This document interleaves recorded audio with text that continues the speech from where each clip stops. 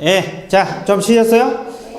자, 그 다음에, 토지거래 허가제, 들어가기 전에, 공지, 또 잊어먹으니까, 끝날 때 되면 잊어먹으니까. 다음 주 3월 1일이거든요.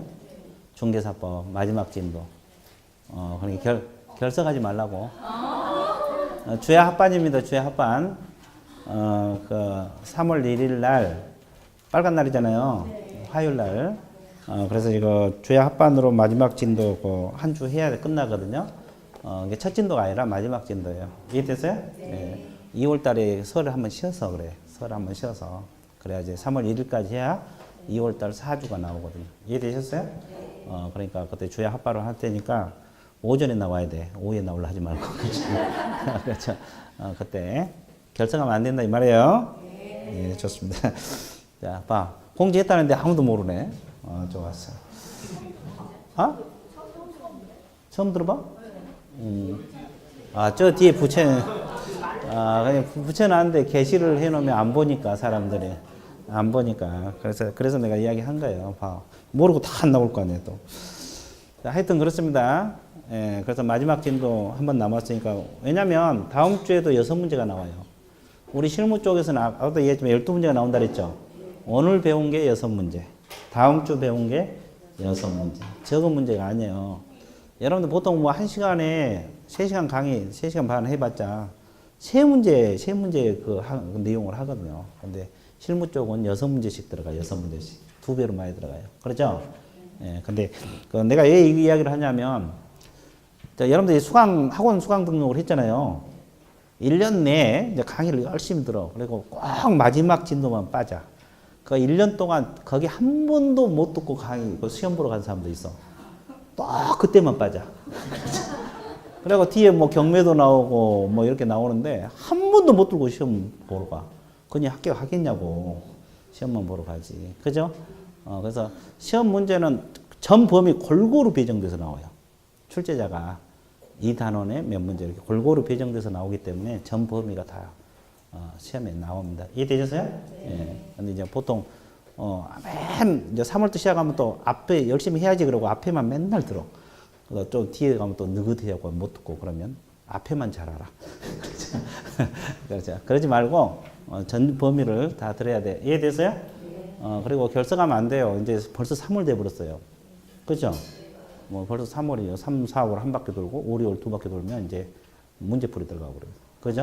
예, 그러니까 많이 남은 게 아니에요. 자, 401페이지. 자, 3번. 제목이 뭡니까? 토지거래 허가제. 자, 토지거래 허가제는 공법에서 배워. 근데 우리는 왜 이걸 공부를 해야 되냐면 꼭 개공이 알아야 할 사항들. 중개하는데 꼭 필요한 사항을 공부하는 거예요. 됐죠? 그럼 칠판 한번 봐보세요. 이 사람이 토지를 팔려고 개공 쫓아옵니다. 중개 좀 해주세요. 우리가 들어와. 그럼 개공할 일은 뭐 해야 돼요? 일단 토지대장 띄어봐서 소재지 면적 확인해야 돼, 안 해야 돼? 토지 등기부 띄어봐서 권리관계 확인해야 되죠. 그 다음에 토지 이용계획 확인서 띄어봐서 이용기한 거래규제 확인해야 돼, 안 해야 돼? 해야 돼요. 자, 이건 거래 규제죠? 허가구역 여부도 토지 이용계획 확인서 확인 가능합니다. 그러면 허가구역이라고 판명이 됐다고 가정을 해봐. 그럼 허가를 받아야 돼, 안 받아야 돼? 허가를 받지 않는 계약은 무효. 제재가 또 있어, 제재가. 2년 이하의 징역하고. 계약 체결 당시 당해 토지 가격은 100분의 30입니다. 30에 상당하는 금액 이하의 벌금. 이 벌칙도 알아야 돼. 우리 실무 쪽에서는 벌칙이 그렇게 많지는 않아요. 법령파처럼. 그래도 좀 있어. 그때그때 벌칙은 외우도록 노력해봐. 근데 자주 잊어먹자는 벌칙은 자꾸 연습해. 자, 그 다음에, 그러면 우리가 꼭 알아야 될 건 뭐예요? 2년하고 100분의 30이고, 허가권자가 누군지 알아야 돼, 몰라야 돼? 알아야 돼. 이제 우리는 실무와 관련된 거, 꼭 알아야 될 걸 공부하는 거예요. 허가권자는 토지 소재지 관할 시장, 군수, 구청장이 되는 거고, 그죠? 허가 신청은 누가 해요? 계약 당사자 공동. 계약 당사자 공동. 그럼 허가 받으면 허가증이 나오겠어, 안 나오겠어? 그럼 허가증은 언제 필요하냐고? 소유권 이전? 등기할 때. 소유권 뭐 할 때? 이전 등기할 때 필요합니다. 그럼 결론적으로 딱 이걸 봐봐요. 허가를 안 받으면 계약은 무효고 등기가 돼 안 돼? 거래 자체가 안 되는 거예요. 그러니까 일단 허가지역이라고 판명되면은 허가를 받도록 해야 돼, 안 해야 돼? 해야 돼. 그럼 개공이 알아야지 받아오라고 어떻게 해서 받아오라고 이렇게 해야 될 거 아니에요. 개공이 알고 있어야 돼, 모르고 있어야 돼? 알고 있어야 돼. 그래서 이제 공부를 하는 거예요. 공법에서 배우지만 공법은 전반적인 거고 우리는 꼭 개공이 알아야 할 사항만 공부하는 거예요. 이해되셨어요? 예. 자, 그러면 밑줄 그을게요. 의 두 번째 줄 밑줄 그으세요. 당사자 공동 신청. 토지 소재지 관할 시장군수 구청장 허가. 허가권자는 토지 소재지 관할 시장군수 구청장이에요. 그 다음에 허가를 받지 않고 계약을 체결하면 계약은 뭐다? 무효. 허가증이 없으면 소유권 이전 등기를 신청할 수 있다 없다? 없다. 거기까지 체크. 어떻게 체크? 진하게. 진하게 체크했어요? 안 했어요? 했고. 그 다음에 이제 중요한 것이 허가 대상입니다. 양가로 2번.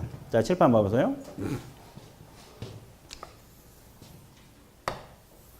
왼쪽이 허가 대상이 되는 경우고, 오른쪽이 허가 대상이 되지 않는 경우입니다.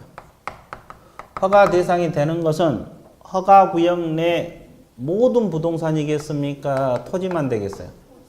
그래서 토지거래 허가지, 토지거래. 그럼 순수 건물만 취득하면 허가 대상이 아니란 소리고, 허가구역이라도. 또 하나 알아볼 것이 일정 기준 면적을 초과를 해야 됩니다. 일정 기준 면적을 뭐 했을 때? 초과. 그럼 일정 기준 면적은 이하는 허가 안 받는데, 일정 기준 면적은 나중에 다 머릿속에 넣어야 돼. 배웠어요? 공법에서? 얼마? 주거지역은? 180입니다. 하나만 할게요. 어차피 이것은 공법에서 배울 거예요. 상업지역은 200인데, 그럼 예를 들어서 이 허가구역 내더라도 이게 주거지역이 되면 180까지는 허가를 안 받아도 돼. 그럼 180이 뭐가 돼야 돼? 초과됐을 때만, 허가구역이 토지지만 180을 초과했을 때만 허가 대상. 그래서 이 기준 면적은 당연히 공법에서 공부를 하셔야 돼. 됐어요? 그 다음에 법에서도 뭐라 하냐? 소유권하고 뭐라고 표현하고 있어요? 지상권 이전 설정이란 말을 표현하고 있어요. 그러면 전세권하고 임차권 이전 설정은 허가 대상이다, 아니다? 아니다. 그리고 유상계약만이 허가 대상이라고 해서 무슨 계약? 유상계약 가장 대표적인 것이 매매하고 교환. 그러면 증여 사용대차는 허가 대상이 되겠어요? 그 이유는 무상이니까. 사용대차라는 것은 무상으로 빌려 쓰는 거. 자, 다시 정리할게요. 유상계약의 매매 교환은 허가 대상. 무상인 증여하고 사용대차는 허가 대상이 아니야. 됐어요? 그리고 상속하고 유증은 허가 대상이 됩니까? 그 이유는 계약이 아니니까. 계약이라 그러잖아. 계약이 아니니까. 뭐가 아니니까? 계약이 아니니까. 그 다음에 그래서 이것이 이제 법 조문이에요. 이걸 반대 해석하면 허가 대상이 아닌 거 나와. 근데 이제 추가로 두 가지만 더 할게요. 근데 항상 원칙이 있으면 뭐가 있어요? 그럼 허가구역의 토지를 판결로 취득할 수도 있죠. 허가증이 있어야 돼, 없어야 돼? 왜? 근데 있어야 돼. 그렇죠. 이건 계약이 아니죠. 아니잖아요. 근데 허가를 받아야 돼. 근데 경매는 없어도 돼. 오늘 이 두 가지만 할게요. 판결하고 경매. 자, 다시. 허가구역의 토지를 경매로 사들 때는 허가증 필요 없지 않습니다. 근데 판결은 허가증이 있어야 됩니다. 자, 이것까지 여러분들이 알아두실 내용이다. 자, 더 깊은 내용은 나중에 하기로 하고, 일단, 실무 쪽에서 중요한 거 적어요. 자, 밑줄 그어둘게요. 양갈 2번 첫째 줄. 양갈 2번 첫째 줄 나와 있어요? 허가구역 안에 있는 기준 면적 초과, 토지, 소유권, 지상권, 여기는 지상권도 들어갑니다. 유상계약 및 뭐라 그랬어요? 예. 이 두 줄이 법 조문이야. 이 두 줄이 반드시 머릿속에 넣어야 할 지문이고, 근데 반대 해석하면 건물 동그라미. 건물은 허가 대상이 아니란 거. 왜? 토지가 아니니까. 세 번째 전세권, 임차권은 아니란 거. 왜? 소유권하고 지상권이 아니니까. 그 다음에 네 번째 증여 사용대차는 안 된다는 거. 왜? 무상계약이니까. 상속 유증 안 되는 거. 왜? 계약 자체가 아니니까. 경매도 압류부동산 공매도 아니고. 근데 이제 그 밑에 교환하고 판결 동그라미. 판결하고 비업무용 부동산 공매는 허가증이 있어야 된다. 비업무용은 나중에 할 건데 원칙은 있어야 돼. 예외적으로 3회 유찰되면 안 하는데 하여튼 그래서 지금 밑줄 근 내용 양가로 2번 내용 반드시 기억을 하셔야 돼. 이것이 공부할 때는 쉬운 것 같아도 나중에 헷갈려. 왜 헷갈리냐면 앞으로 우리가 배워가면서 증여, 판결, 경매, 상속, 유증 이런 것이 계속 나와 자처. 여기도 나오고 여기도 나오고 거민도 나오고 그러면 어디는 되고 어디는 안 되고 이런 거 헷갈려. 헷갈려서 그래. 그러니까 그때그때 공부하세요. 잊어먹어도 좋으니까 자꾸 읽어봐. 읽어두도록 노력합니다. 이해되세요? 예, 끝. 양가로 3번은 나눠서 이것은 뭐 지정권자는 공법에서 중요한 거고. 자, DPA 넘어가 보실래요? 양가로 5번에 보면은 토지거래 허가하고 다른 법률과의 관계가 아주 중요합니다. 자, 토지거래 허가제하고 다른 법하고 관계 있어요? 자, 7번 봐보세요. 자, 이 네모안이 토지거래 허가구역인데 얘가 농지가 있을 수가 있어요? 없어요? 있어요. 그럼 농지를 취득하려면 좀 이따 배우겠지만 농지 취득 자격 증명원이 있어야 돼. 이게 원칙이야. 없어도 발급되는 경우도 있지만 일반적으로 농지증이 있어야 돼요. 근데 이미 여기서 뭘 받았어요?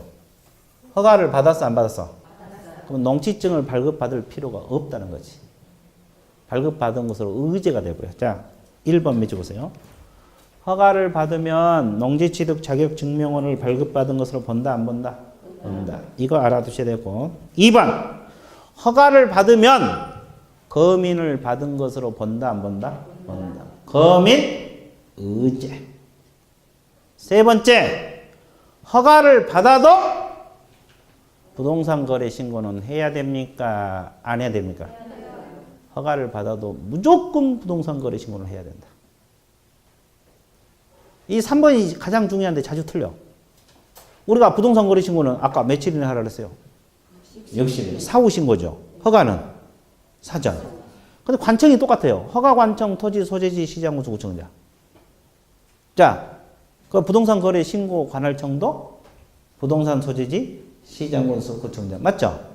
근데 똑같은 관청에서 허가를 받았더라도 나중에 부동산 거래 신고를 해야 돼, 안 해야 돼?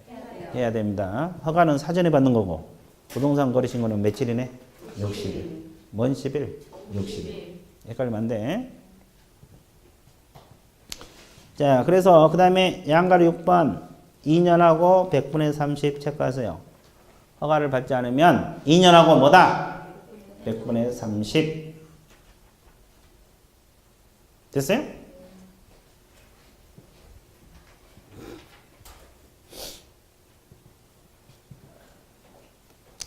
자, 2년 이하의 증역 100분의 30. 2년 이하의 증역 100분의 30. 헷갈리면 안 돼. 헷갈리면 안 된다고. 여기까지 이해되셨어요? 그 다음에 이제 4번 제목이 뭡니까?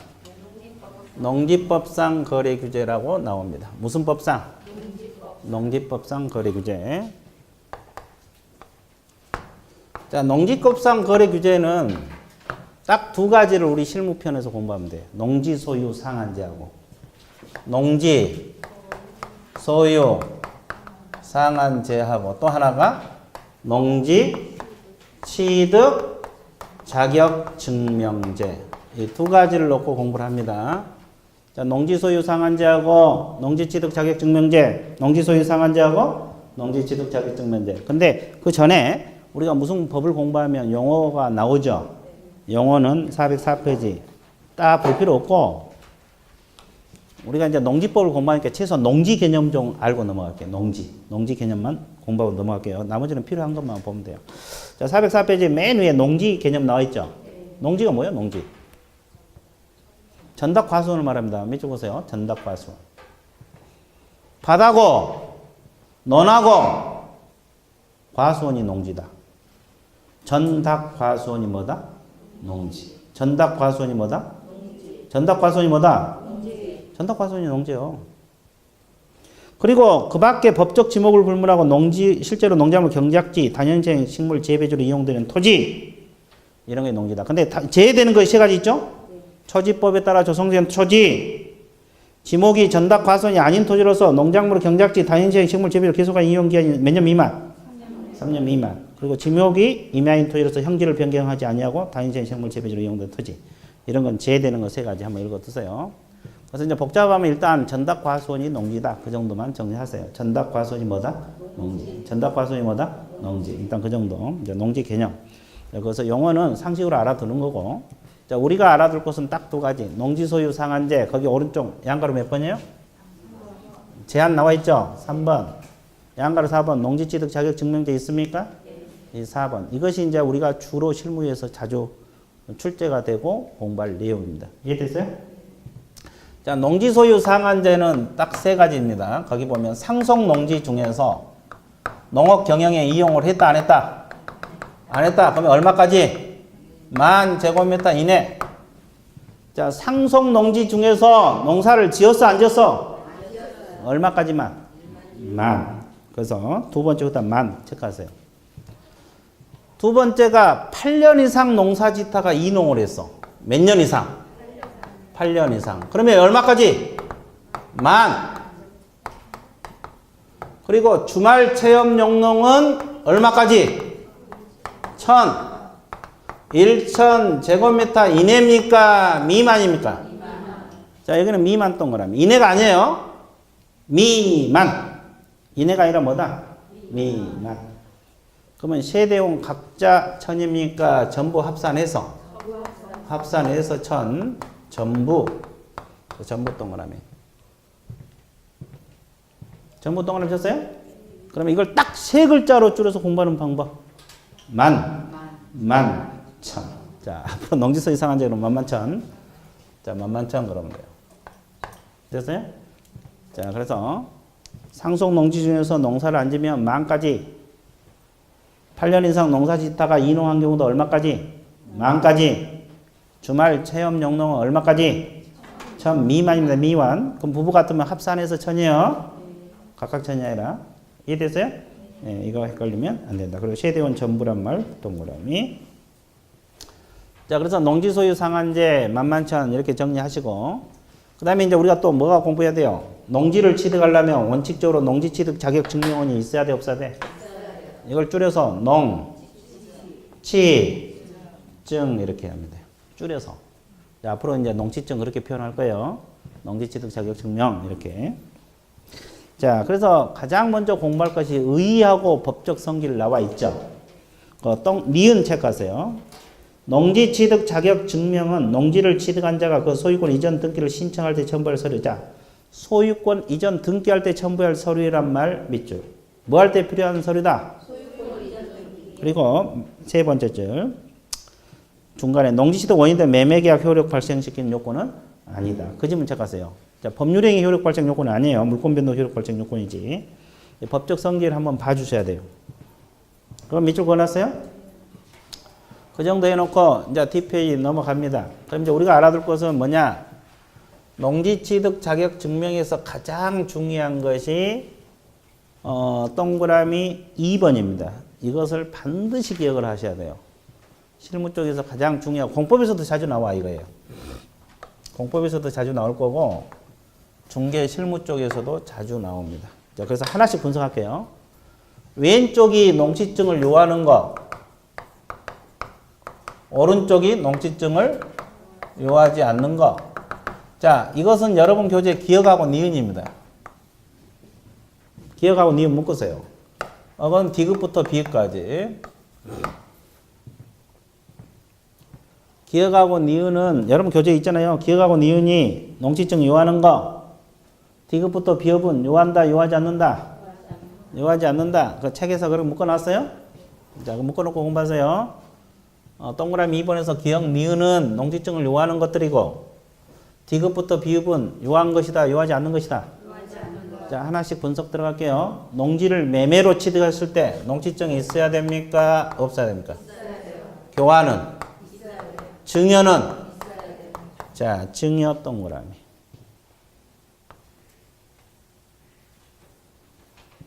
증여 멍구라미.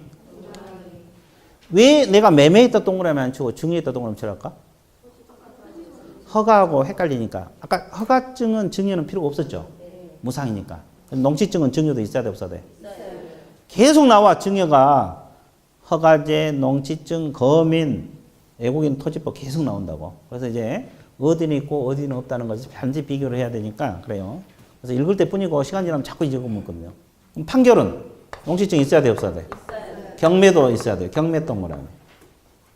이것도 왜 동그라미? 허가는 아까 경매는 허가증 없어도 되죠? 농지증은 있어야 돼요, 공매.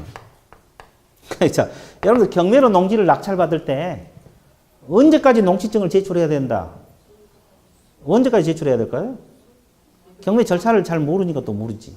경매 절차를 알아야 되는데. 경매 절차를 보면은 나중에 뭐 1, 2월 달에 아마 못 할 것 같아. 한 5, 6월 달에는 3, 4월 달에 할 건데 칠판 봐보세요. 매각 기일이 있어요. 매각 기일. 경매한 날짜. 이해됐어요? 그리고 매각 결정 기일이 있어요. 매각 결정 기일이 있고 그 다음에 이게 끝나면 대금 납부하라 이렇게 나왔어요. 그리고 이게 끝나면 소유권 이전 등기합니다.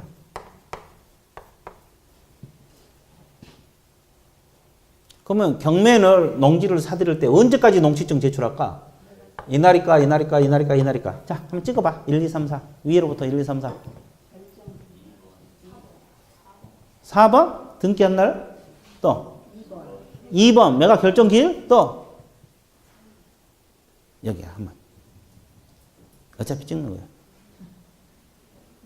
2번. 2번입니다. 2번. 자, 매각 결정 기일까지. 이제 매각 결정 기일은 뭐냐면 이날 경매한 날이거든요. 여기서 최고로 비싸게 사겠다는 사람이 A요. 그럼 A에게 허가를 할 것인지 말 것인지 결정해야 하는 날이야. 그럼 농지를 경매 살 때면 이때까지 농지증 제출해 줘야 돼. 안 하면 불허가 나버려. 이때까지 농지증 제출하지 않으면 뭐가 나버려요? 불허가 처분 나버려요. 이해됐어요? 그래서 결론적으로는 뭐냐면 농지를 경매로 사더라도 농지증이 있어야 돼, 없어야 돼?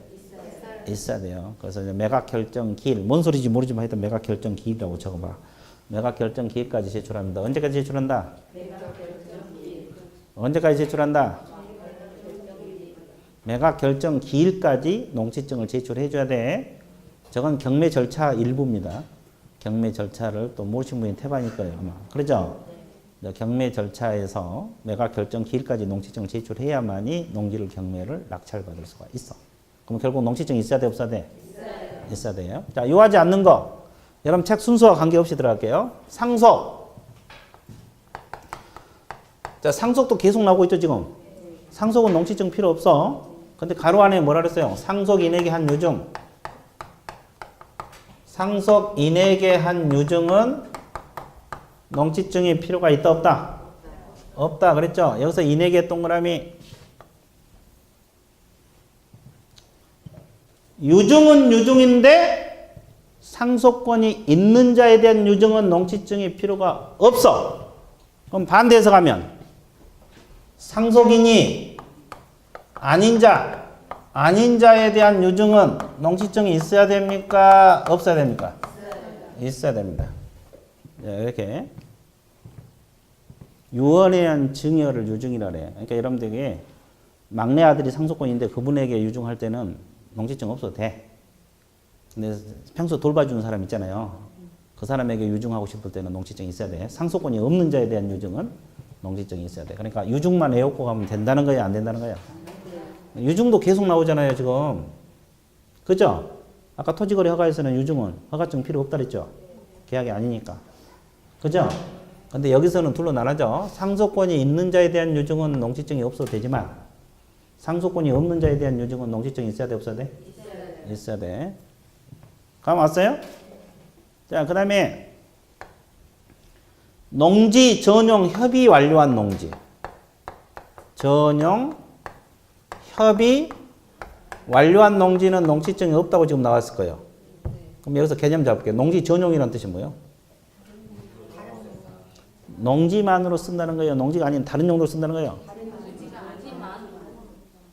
누가 농지만으로 했어요? 여기가? 예, 좋아. 여기는. 다른 용도로 쓴다는 거예요?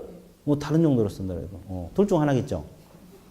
자, 거기 앞쪽 페이지 볼게요. 405페이지 맨 위에서 네 번째 줄을 보시게 되면은 농지 전용이라는 용어가 나옵니다. 농지 전용이라는 용어 있어 없어? 읽어보세요. 뭐라고 나왔어요?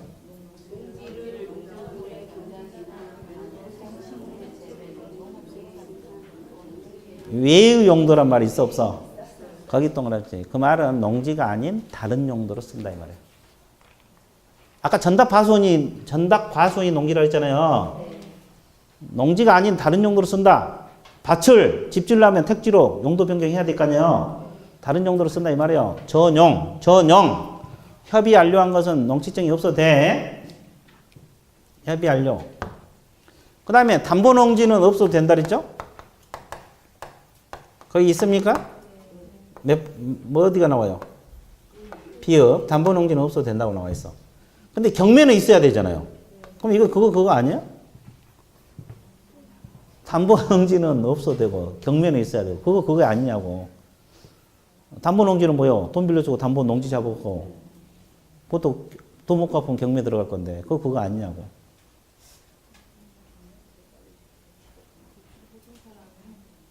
이제 담보농지는 이렇게 생각하면 돼요. 우리가 보통 농민들이 어디서 돈 빌렸어요? 농협이나 축협 이런 데 빌렸을 거 아니에요. 그러면 돈 빌려줄 때 그냥 빌려주겠어요? 농지 저당 잡겠어요? 저당 잡을 거 아니에요. 농지를 담보로 잡아놓고 돈을 1억을 빌려 썼어. 근데 돈을 못 갚아. 그럴 수도 있죠. 그럼 경매 들어갈 거 아니에요. 돈 받기 위해서. 근데 경매 들어가는데 2번 이상 유찰이 됩니다. 살 사람이 없다고. 그러면 채권자인 농협이 직접 경매에 참가해서 그 농지를 낙찰받을 수가 있어. 그죠? 이런 걸 담보농지라 그래. 이런 경우는 농지증이 없어도 되고 그 외에 경매로 사들인 건 다 농지증이 있어야 돼 없어야 돼? 자, 그냥 모르겠으면 그냥 외워도 돼. 경매는 농지증이 담보농지는 없어도 된다. 이렇게 외워도 돼요. 담보농지 개념 몰라도 돼. 됐어요? 그 다음에 주거지역, 상업지역, 공업지역 내의 농지가 있을 수도 있어 없어요? 이건 없어도 되죠? 그럼 녹지지역은 둘로 나눠집니다. 녹지지역은 어떻게 나눠지냐? 잘 보세요.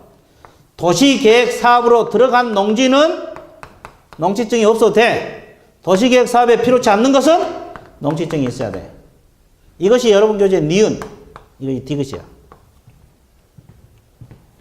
여러분 교재 니은에 나와 있고 디귿에 나와 있어. 한번 읽어보세요. 녹지지역. 녹지지역 중 도시계획 사업에 필요치 않는 것은 있어야 되고 니은에 그렇게 나와 있죠. 디귿에 필요한 것은 없어도 된다. 뭐 이렇게 후단에 나와 있어요. 그 내용이라고. 책에 다 나와 있는 내용이에요. 근데 지금 책에 나와 있는 거 다 적었어요. 지금 다 적었는데 얼마 되지 않죠? 이 내용 많아 적어. 그죠? 동그라미 2번밖에 몇 줄 안 되는데. 근데 막상 이걸 머릿속에 넣으려면 힘들죠. 근데 이게 아주 중요해. 그러니까 농지증에서 가장 중요한 거 이거니까 자꾸 읽고 보고 해야 돼. 이해되셨어요? 그러니까 엉뚱한 거 공부하고 있으면 안 돼. 그래서 이제 중요한 걸 공부를 해야 되는데 엉뚱한 거 공부하고 있으면 안 된다고. 그 책에 농지법 많이 실려 있잖아요. 불필요한 내용도 많아 지금. 이해되셨어요? 그러니까 시험 나올 것은 동그라미 2번이 가장 중요합니다. 이해됐어요? 3번도 중요하고.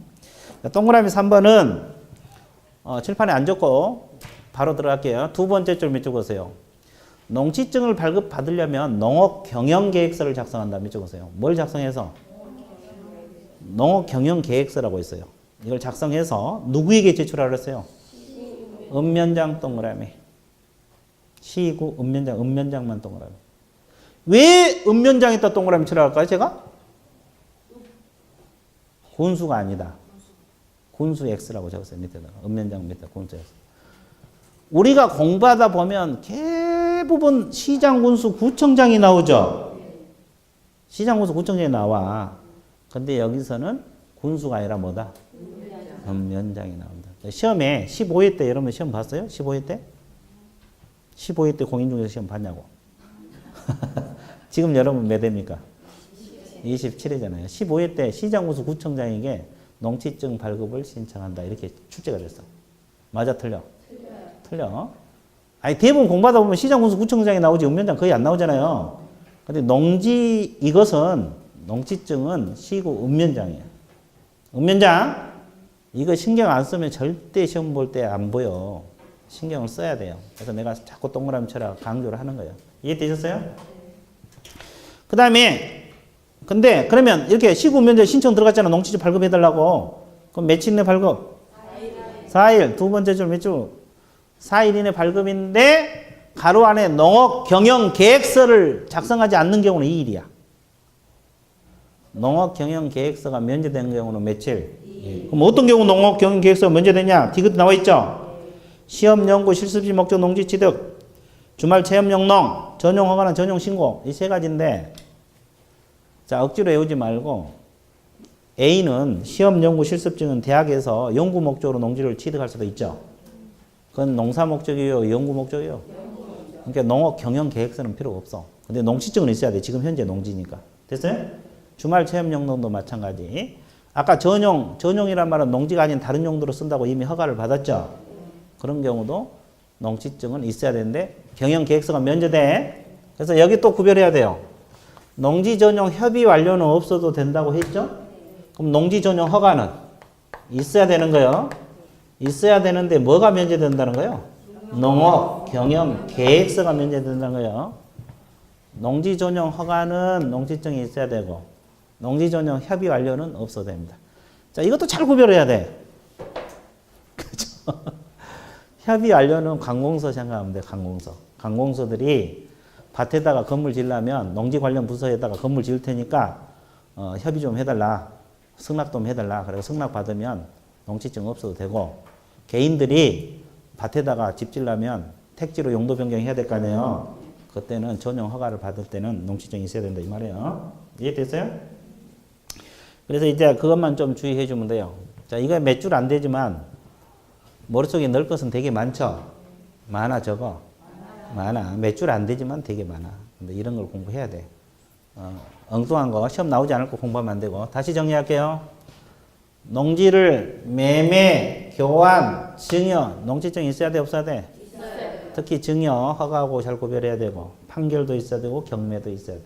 경매도 있어야 돼. 언제까지 농지줄 제죠? 매가 결정기. 아무데나 사야 돼.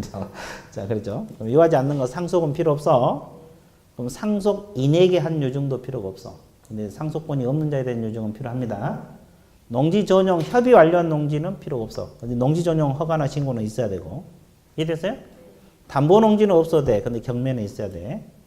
이해되셨어요? 그리고 주상공업지역은 필요 없고 녹지 지역 중에서 도시계획사업으로 들어간 것은 필요가 없어.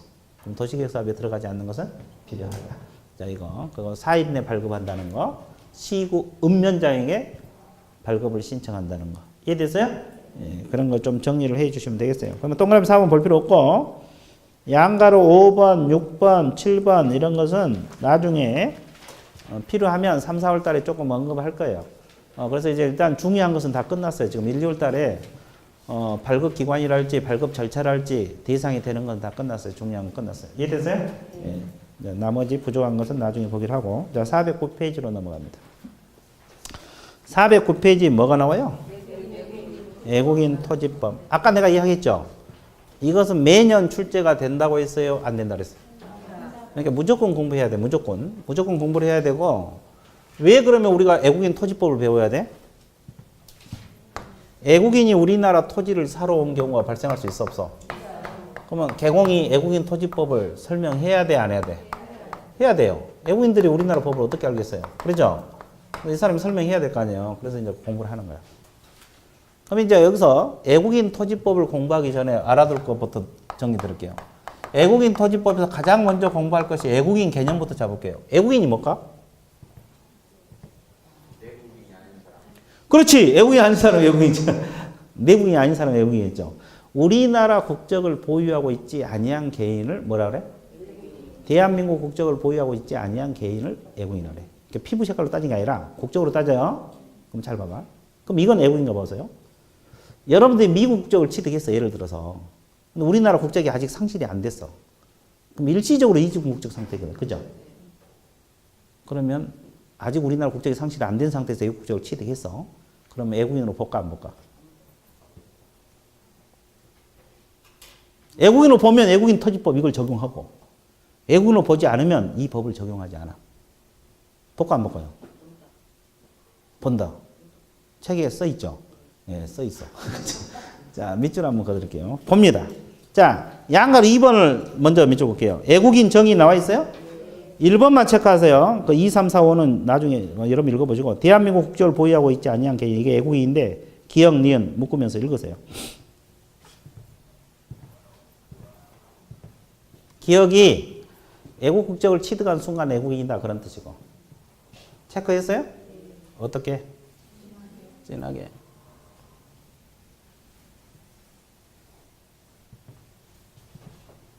나와 있어요? 그럼 일단 애국인 개념 잡았습니까? 예, 다른 건 복잡하니까 일단 1번만. 대한민국 국적을 보유하고 있지 아니한 개인. 애국 국적을 취득한 순간 애국인이다. 그러니까 여러분도 애국 국적 취득하면 애국인이 되는 거지. 이해되셨어요? 자, 그 다음에 적용 범위가 또 대단히 중요해요. 무슨 범위? 잘 보세요. 이쪽은 애국인 토지법이 적용되는 거고 이쪽은 적용되지 않는 거예요. 그러면 애국인 토지법이 적용되는 것은 애국인 등에게만 적용돼요. 하나씩 개념 잡을게요. 애국인 속에는 애국인도 들어가고 애국법인도 들어가. 그럼 등 속에는 뭐가 들어가? 애국정부랄지 국제기구가 들어가. 이것도 다 애국인 토지법이고 내국인들은 적용하잖아. 그 다음에 애국인 국내 토지만 적용됩니다. 그러면 순수 건물만 취득하면 적용되지 않겠죠? 토지법이잖아요. 그리고 취득할 때만 적용돼. 뭐 할 때만? 양도할 때는 적용되지 않아. 그러니까 예를 들어서 이 사람이 토지를 가지고 있다가 우리나라 사람한테 파는 경우가 있을 수 있어 없어? 그때는 적용하지 않아. 뭐 할 때만? 취득. 그 다음에 소유권만. 어떤 것만? 소유권만. 소유권만 대상으로 해. 그러면 지상권은 애국인 토지법을 적용합니까? 안 합니까? 안 해요. 그래서 애국인 등 토지 취득 소유권만 적용한다. 이해되셨어요? 절대 흔들리면 안 된다. 그래서 동그라미 2번 기억 세 줄을 밑줄 긋습니다. 애국인, 애국정부, 국제기구, 또한 애국인 등 토지 소유권 취득. 그 지문이 있어요? 없어요? 거기 컴마로 다 적혀 있잖아요. 찍혀 있죠? 그것을 머릿속에 넣어주시면 좋아요? 안 좋아요? 얼마나? 많이 좋아. 그쵸? 많이 좋았어요. 반대해서가 만약에 쫙 나와. 내국인 아니고, 건물 아니고, 양도 아니고, 지상권 아니고. 아, 지상권 이거 중요합니다. 왜 중요해요? 이건 적용되지 않죠? 아까 토지거래 허가제에서는 소유권하고 뭐라 그랬어요? 지상권이라고 했잖아요. 근데 여기는 오로지 어떤 것만? 소유권. 이게 이제 시간 지나면 헷갈리네. 저쪽에서 공부해놨기 때문에 헷갈린 거예요. 애국인 토지법은 오로지 어떤 것만? 소유권. 자, 토지거래 허가제는 소유권하고 뭐다? 지상권. 이것이 헷갈려. 저기서 공부를 해놨기 때문에 헷갈리기 시작한 거야. 안 해놨으면 안 헷갈려.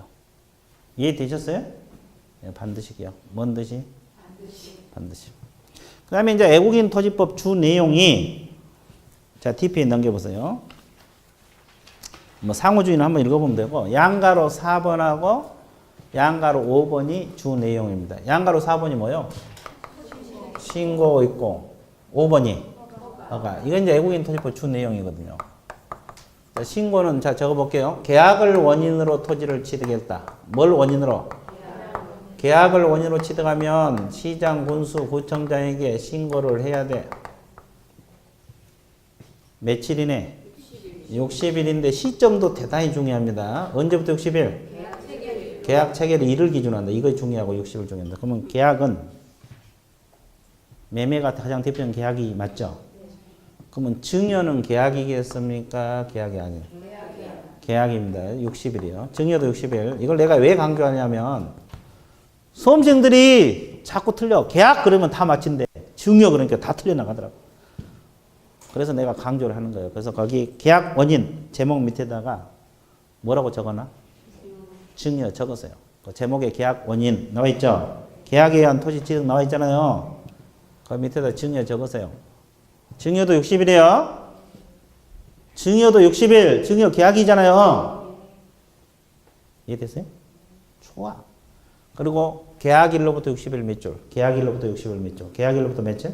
60. 그럼 이때 신고를 하지 않거나 거짓 신고하면 300만 원 이하 과태료입니다. 이거는 징역 벌금이요, 과태료요? 과태료. 300만 원 이하 과태료 밑줄 보세요. 자, 계약을 원인으로 취득, 계약을 원인으로 토지 취득, 며칠 내 신고? 60일. 위반하면 300. 위반하면 얼마? 300. 위반하면 얼마? 300. 그 다음에 두 번째. 계약 외 원인이 있어요. 계약 외 원인이 뭐냐? 자, 보세요. 상속, 경매, 판결, 환매권 행사, 법인 합병. 그 다섯 번째 줄 나올 거예요. 자, 밑줄 그어놓으세요. 상속, 경매, 판결, 환매권 행사, 법인 합병. 그거 나와 있죠? 그거 나와 있어요. 외국인 토지법상 계약 외 원인은 상속, 경매, 판결, 환매권 행사, 법인은 뭔병? 합병. 이건 시장, 군수, 구청장에게 신고입니까? 허가입니까? 신고. 언제까지? 6개월인데 언제부터 6개월? 취득한 날, 취득한 날. 계약이 아니니까 취득한 날. 계약이 아니니까 뭐 한 날? 취득한 날. 그럼 이걸 위반하면 100만 원입니다. 100만 원 체크하세요. 과태료. 계약 외 원인은 6개월이고 100만 원 이하 과태료. 계약 외 원인은 6개월이고 100만 원 이하 과태료. 계약 외 원인은 6개월이고 100만 원 이하 과태료. 일단 이걸 정리하세요. 그 다음에 계속 보유라는 뜻이 있죠? 계속 보유라는 뜻이 뭘까? 개념부터 잡아야 되겠네. 계속 보유라는 것이 뭐예요? 우리나라 국민이 애국 국적을 취득한 경우가 있을 수 있어 없어? 그럼 애국인이 됐죠? 아까 애국인이 됐다 그랬잖아요. 그럼 우리나라 토지를 팔고 가야 되는데 계속 가지고 있다 이 말이에요. 이걸 계속 보유라 그래. 아, 애국인도 사들인데 계속 가지고 있을 수 있죠. 그럼 이것도 애국인 토지법 적용돼 애국인 됐으니까. 그럼 언제부터 6개월이에요? 애국인으로 변경된 날로부터 몇 개월? 6개월. 위반하면 100만 원이야. 자, 밑줄 보세요. 애국인으로 변경된 날로부터 6개월. 위반하면 몇만 원? 100만 원. 자, 지금까지 배운 것은 다 허가입니까? 신고입니까? 신고. 그래서 다시 정리할게요. 계약은 며칠? 60일. 계약 외 원인은 6개월. 계속 보유도 6개월. 위반하면 전부 다 과태료. 계약은 300. 계약 외에는 100. 계속 보유도 100만 원. 그래서 300, 100, 100. 이렇게 한 겁니다. 자, 그 다음에 허가 대상지역. 자, 허가는 대상 지역을 반드시 기억을 해야 돼요. 허가 대상 지역에 있는 것은 다 시장, 군수, 구청장에게 허가입니까? 신고입니까? 허가. 허가는 사전 허가고. 그럼 허가 대상 지역을 알아야 두셔야 되겠죠? 첫 번째, 군사 기지 및 군사시설 보호구역. 군. 두 문자로 할 거예요. 군 동그라미 주세요. 군사시설에서 군. 체크하셨어요? 두 번째, 문화재 보호법상 지정 문화재하고 이를 위한 보험을 보호구역 이렇게 나왔어요. 여기는 어디 동그라미? 문. 동그라미. 자, 자연환경보존법상 생태 경관 보존지역이라고 있어요? 없어요? 이건 어디 동그라미? 생. 자, 야생생물 특별보호구역이라고 있어요? 없어요? 있어요. 야. 자, 이렇게 동그라미 쳐서 우리는 군문생야로 통일합시다. 자, 이것이 왜 그러냐면, 왜 두 문자로 내가 하냐면, 몇 개 안 되죠? 그 중요지역이죠? 아, 중요지역이잖아요. 근데 막상 문제 섞어 나오면 못 잡아내. 애국인 토지법상 허가 대상은 4가지잖아요. 그죠? 허가 지역이. 근데 우리나라 법에 의해서 허가 받을 지역들도 있잖아요. 막 섞어 놓으면 저것도 허가, 이것도 허가니까 못 잡아내. 이것은 어느 법상? 애국인 토지법상 허가 대상. 군문생야. 이렇게 암기해보세요. 어떻게 한다? 군문생야. 군이 뭐요? 군사시설, 문이, 문화재, 생이, 생태, 야가, 야생. 이렇게 머릿속에 넣어줘. 처음이라 힘들겠지만 몇 번 하면 되게 쉬워. 군문생야. 뭐 문장 만들려 하지 말고 그냥 순서대로 외우고 그러면 돼. 군문생야. 어떻게 한다? 군문생야. 내가 한 번씩 읊어줄 거고 그러면 금방 하게 돼요. 자, 그러면 이때 허가 신청 들어가면 며칠 이내 허가 불허가 통지? 15일 이내입니다. 며칠 이내? 며칠 이내? 그리고 허가를 받지 않는 계약은 무효. 허가를 받지 않는 계약은 뭐다? 무효. 제재가 2년 이하의 징역. 계약 체결 당시의 100분의 30이 아니라 2천만 원 이하 벌금이요. 여기는 징역 벌금인데 2입니다. 2년하고 2천. 그럼 아까 토지거래 허가는 뭐라 그랬어요? 2년하고 100분의 30. 여기는 2년하고 2천. 징역 벌금. 2년하고 뭐다? 2천. 2년하고 뭐다? 2천. 2년하고 뭐다? 2천. 이렇게 정리를 해 주시면 돼요. 그래서 이제 애국인 토지법 주 내용이 신고하고 허가야. 주 내용이 뭐다? 신고하고 허가. 주 내용이 뭐다? 신고하고 허가. 주 내용이 뭐다? 신고하고 허가. 주의해 줘야 돼요.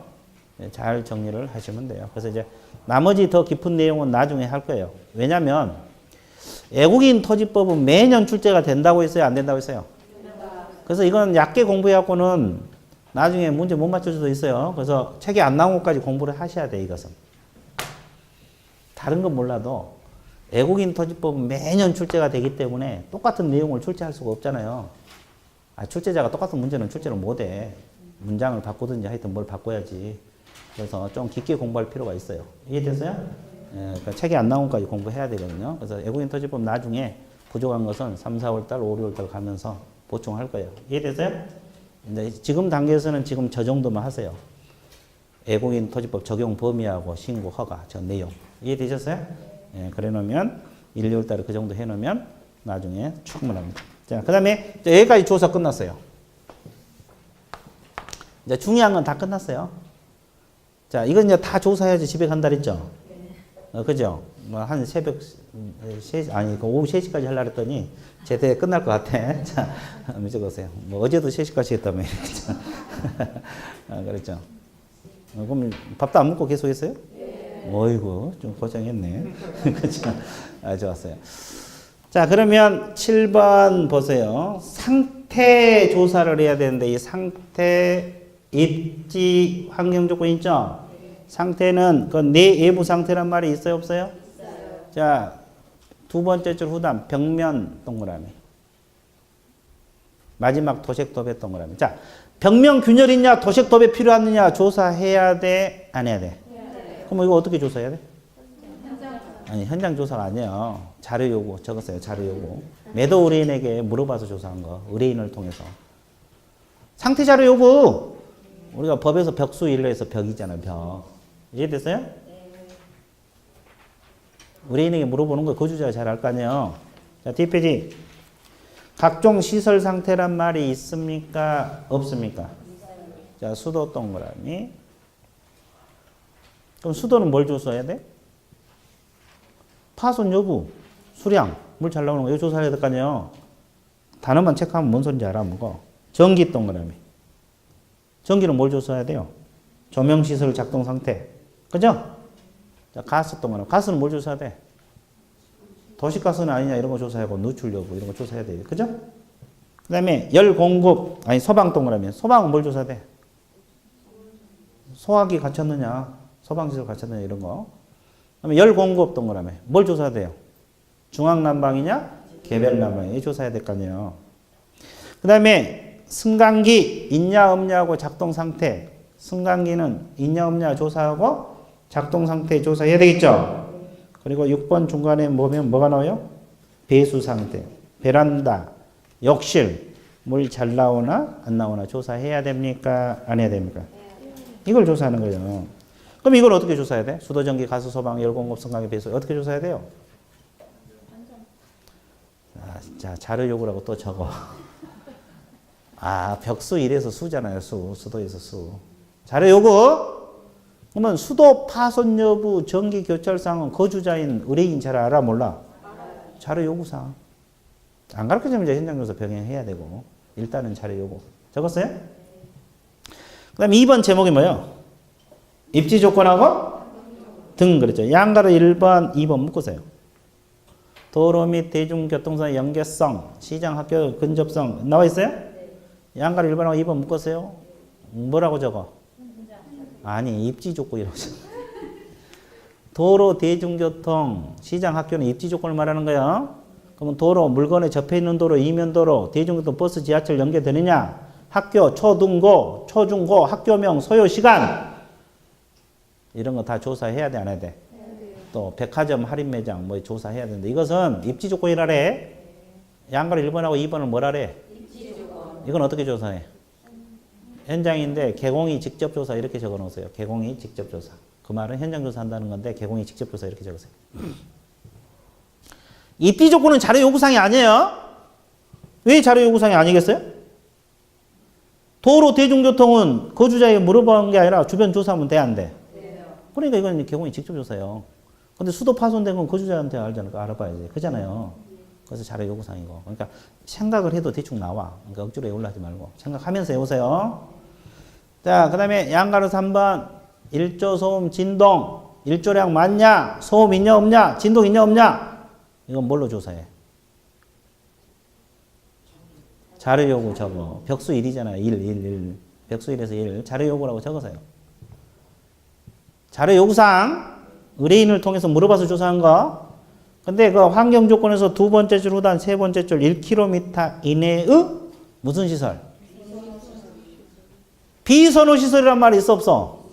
이것은 개공이 직접 조사 적으세요. 비선호 시설은 자료 요구사항이 아니에요. 비선호 시설은 자료 요구사항이 아니고 개공이 직접 조사. 그럼 비선호 시설이 뭐예요? 예를 들어보면 쓰레기 소각장, 쓰레기 매립장, 화장장. 혐오시설들 비선호하지 않는다 이 말 아닙니까? 그죠? 비선호시설은 1km까지만 조사하면 돼. 또 천안에 있는 물건 중개하면서 서울에 있는 비선호시설 조사할 필요는 없다. 그죠? 됐어요? 1km까지. 몇 킬로? 1km. 그 다음에 관리. 관리가 뭐예요? 두 줄 읽으세요. 관리가 뭐예요? 이 두 줄 읽어봐. 위탁 관리냐? 자, 우리가 아파트 같은 거 관리할 때 위탁 맡겨서 관리한가, 자체적으로 관리한가, 이거 하고 경비실이 있냐, 없냐, 조사해야 돼, 안 해야 돼? 그럼 이건 어떻게 조사해야 돼? 개공이 직접 조사. 현장 조사야. 개공이 직접 조사. 관리사무소 음료수 한 박스 들고 가서 알아봐야지. 그죠? 그냥 가서 물어보기 미안하면 음료수 한 박스 들고 가서 물어봐야 될 거 아니에요. 이해되셨어요? 자, 그래서 관리에 관한 사항, 조사 끝났죠? 개공이 직접 관리에 관한 사항 그러면 경비실 있냐 없냐? 위탁 관리냐 자체 관리냐. 자, 여기까지 조사 끝났어요. 그럼 이제 뭘 조사로 들어가? 조세. 조세 중에서 어떤 관련 조세? 그러면 취득 관련 조세는 뭘 조사해야 돼? 아니, 뭘 조사해? 세율. 종류하고 세율을 공부해야 돼. 근데 세율은 어디서 배워? 세법. 이제 우리 과목에서는 종류만 외워두시면 돼요. 그래서 거기 동그라미 2번 두 번째 줄 후단 취득세 찾았어요? 지방교육세, 농어촌 특별세, 인지세 나와 있어요? 이게 취득 관련 조세요. 그러면 양도소득세, 재산세 이거 뭐 조사해 안 해? 안 해도 돼. 우리가 공부할 것은 이 취득 관련 조세 종류 세율을 공부하는 거. 세율은 세법에서 배우니까 이해되셨어요? 이제 이거 네 가지를 우리는 외워만 두면 돼요. 취득 관련 조세 네 가지. 이것은 이제 세율을 조사해서 매수인에게 설명해 줘야 돼. 누구에게 설명해야 돼? 매수인. 그래서 세법을 배워요. 만약에 이걸 설명하지 말아달라 그랬으면 세법 한 과목에 빠져. 그죠? 그래 안 그래? 여러분들 우리 과목이 전부 다 여기서 나와. 이거 설명하지 말아달라면 공법 한 과목 빠져. 자, 이해되세요? 권리관계는 공식 등기법, 이건 지적법. 다 우리 과목에서 나온다고. 이해되셨어요? 그래서 이제 그거. 자, 그 다음에 마지막으로 뭘 조사해야 돼? 거래? 예전 금액이 뭐요? 매물 구매, 이거, 물건 구매. 이거 조사해서 매수인에게 설명해야 돼, 안 해야 돼? 예전 금액은 누가 산정한 금액이요? 의뢰인 제시한 가격을 예전 금액이라래. 개공이 객관적으로, 합리적으로 추산하여 산정한 금액을 예전 금액이라래. 그러면 틀린다, 이 말이요. 자, 첫째 줄 몇 줄 보세요. 예전 금액이란 누가? 개공 동그라미. 개공이 물건을 거래를 합리적으로 추산하여 산정한 금액. 옛날에 이 용어가 개념 묻는 문제가 시험에 한번 나왔어. 예전 금액은 의뢰인이 산정한 금액이다. 그렇게 지문도 맞아 틀려. 의뢰인이 제시한 걸 바탕으로 해. 그거 기준도 하고 주변 환경, 입지 조건 다 이렇게 해가지고 개공이 계략적으로 산정한 금액을 합리적으로 추산한 산정한 금액을 예정 금액이라네. 그럼 원래 금액은 누가 평가해요? 감정평가사들이 해야지. 아 그래 안 그래? 아니 전문기관은 감정평가사잖아요. 근데 개공은 감정평가사는 아닐지라도 그래도 부동산 전문가잖아요. 그러니까 물건을 계략적으로 평가할 수 있어야 돼 없어야 돼? 있어야 돼. 평가해서 누구에게 설명해야 돼? 치드그레인에 설명해야 하니까 이걸 해야 돼. 그래서 여러분들 학개론 있죠? 학개론 감정평가론 배웠어요? 아직 안 배웠어요? 앞으로 배우기 조금 배웠어요? 이것 때문에 배운 거예요. 우리 과목에서 이거 평가해서 설명하라니까 이거 없으면 감정평가는 빼버려도 되는데. 아, 그래서 다 여기서 나와. 이해되셨어요? 그래서 이제 감정평가사는 아니지만 계략적으로 개공이 물건 금액을 산정할 수 있어야 돼. 그래서 하는 거예요. 이건 누가 산정한 금액이다? 개공. 누가 산정한 금액이다? 개공. 의뢰인 제시한 가격에 따르면 틀려 그래요. 자, DP 넘기세요. 4절 제목이 뭐예요? 자, 7번 봐보세요. 그러면 지금까지 물건 다 조사 끝났거든요. 이 조사한 내용을 매수인에게 설명해야 돼, 안 해야 돼? 그리고 계약이 이루어지면 계약서도 쓰고 이 확인 설명서 써야 돼, 안 써야 돼? 그래서 확인 설명서 작성이 나와. 종류가 몇 가지? 네 가지. 그럼 왼쪽 보세요. 1이 뭐요? 주거용 건축물 확인 설명서. 2가 비주거용 건축물 확인 설명서. 3이 토지 확인 설명서. 4가 임목, 광업재나 공장의 확인 설명서. 종류가 몇 가지? 그래서 거기 서식이 415페이지부터 몇 페이지까지? 그 깨알 같은 글씨로 나와 있는데 여기서 두 문제가 나와요.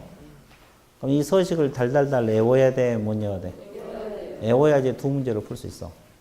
근데 되게 쉬워. 나하고 같이 공부하면 쉬워. 이해되셨어요?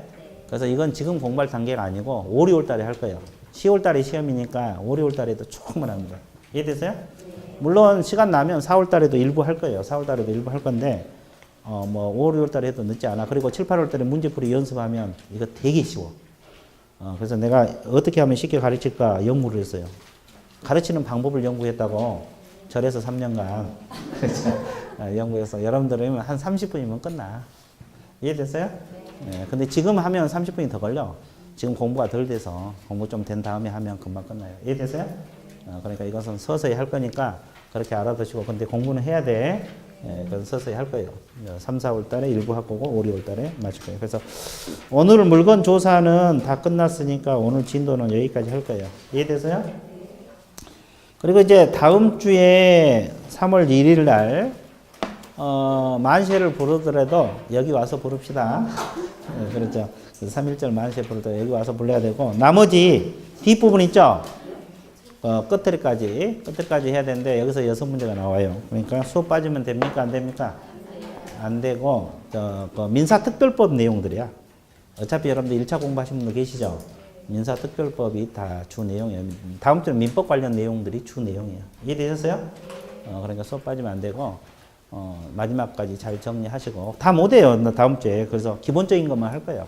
그래서 진도 마칠 거예요. 이해됐어요? 내용이 이거 엄청나요. 이거 한 이틀 해야 돼요. 제대로 하면. 자, 오늘 수업 마치겠습니다. 예, 수고했습니다.